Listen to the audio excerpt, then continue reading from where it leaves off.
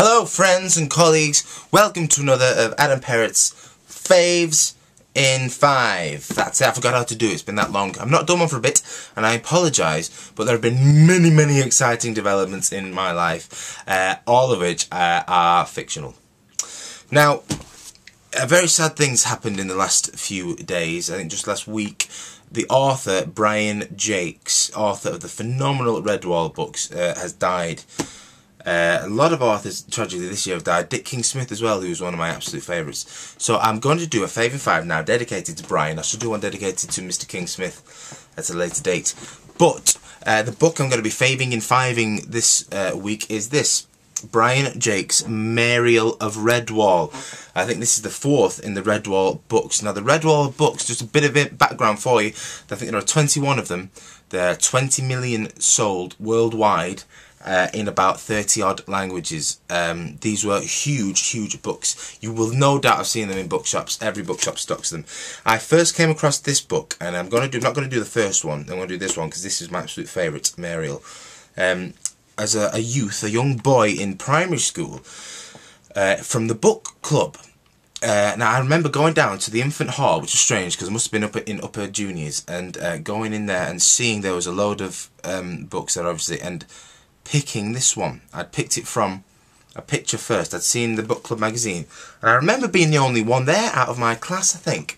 I certainly was one of the oldest there, but I remember seeing this book and seeing it looked much thicker than I thought it would be. It was this cover that had attracted me, this sword-wielding badger there, and the 2 warrior mice down there, and I thought that looked fantastic. Anyway, I got this book, and I didn't read it for a long time. I first read this when I was in secondary school. And I did not like secondary school at all.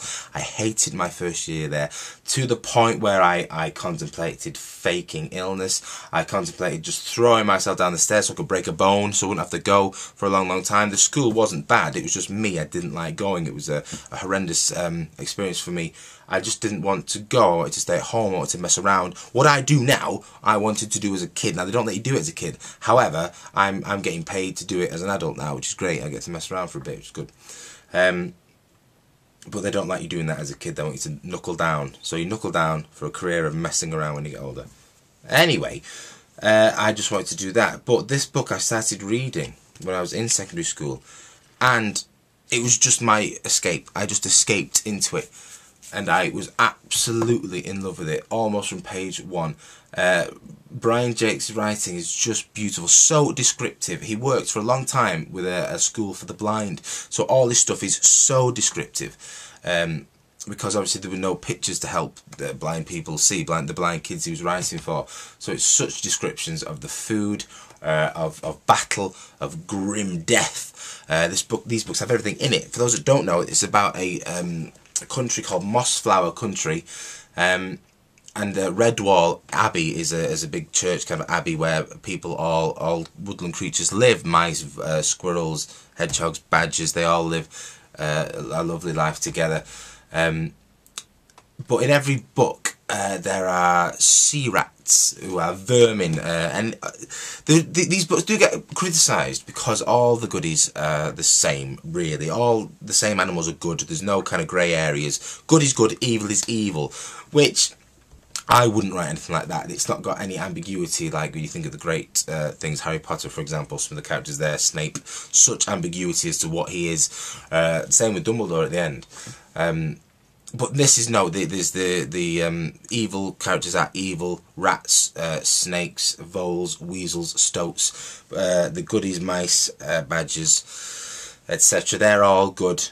The baddies are bad. So it's very black and white, but the action doesn't let up. There are battles in this, there are bloody battles, there's death, there's fighting. I read this and it was just my escape into this beautiful world, and I just was in awe of it, and so much so, as about an 11-12-year-old, when I got to the end of it, I wept because it was so sad. I cried purely through the words I was reading. Horrendously beautiful, and I fell in love with Redwall there and then. These are brilliant books to read, obviously for advanced readers, because there's a lot in them.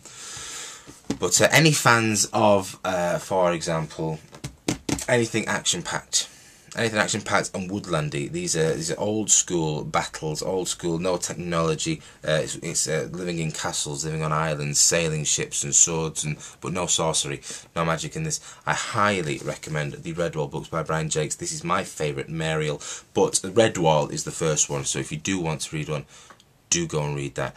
This is my Fave in 5 for this week. To the great Brian Jacques, rest in peace, Bri. You gave us a legacy that will never be forgotten. Mariel of Redwall, my Fave in 5. Tune in next time. Bye bye.